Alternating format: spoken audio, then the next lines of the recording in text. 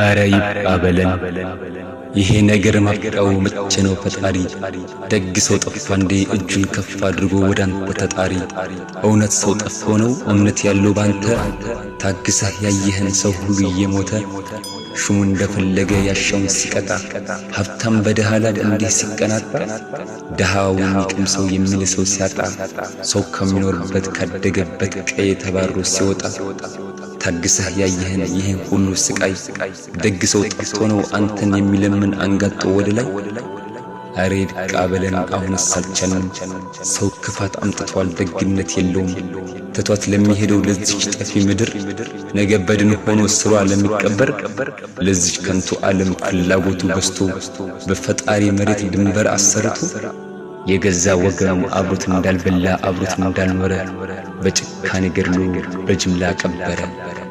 አረ ይብቃ በለን የለን አስታራቂ ጠፍቷል ሽማግሌ ተው የሚል ተቆጪ፣ ጸባይ በጅም ብሎ መሃል የሚገባ ሰላም ፍቅር አምጪ፣ ለሐቅ የሚፈርድ ተበዳይ የሚክስ በዳይ የሚቀጣ፣ የለን ሽማግሌ እውነት የሚናገር ፍትህ የሚያመጣ፣ የለንም መካሪ ክፉ አትስሩ ብሎ ስናጠፋ እያየ ምን አገባኝ ብሎ ትቶ ያልፋል እንጂ እያየ ባላየ። አረ ይብቃ በለን የተማረ የለን መልካም እውቀት ያለው ሀገር የሚጠቅም ሕዝብን የሚረዳ ስልጣን የማይናፍቅ ወንበር የማያልም፣ የለን ጥሩ አሳቢ ቅድሚያ ለወገኔ ብሎ የሚመራ የሰውን ቅምቼ ላከማች የማይል የራሱን ጎተራ፣ ሕዝብን የሚያስደስት ችግር የሚሰማ እምባ የሚጠርግ የለን ሹመኛ ቃሉን የጠበቀ የሚሰራ ለሕግ።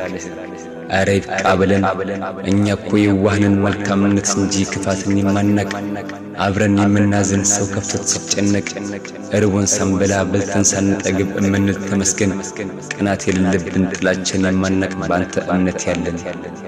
ታዲያ ለምንድን ነው ሰላማችን ጠፍቶ የያዝነው መቀጣት? አንዴ በበሽታ አንዴ በረሃብ አንዴ በጦርነት።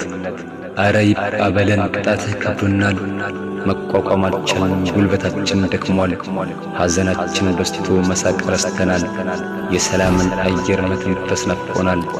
ይብቃ በለንና እድል ስጠን ዳግም፣ ሰላም አድርገህን ትንሽ እናግገን።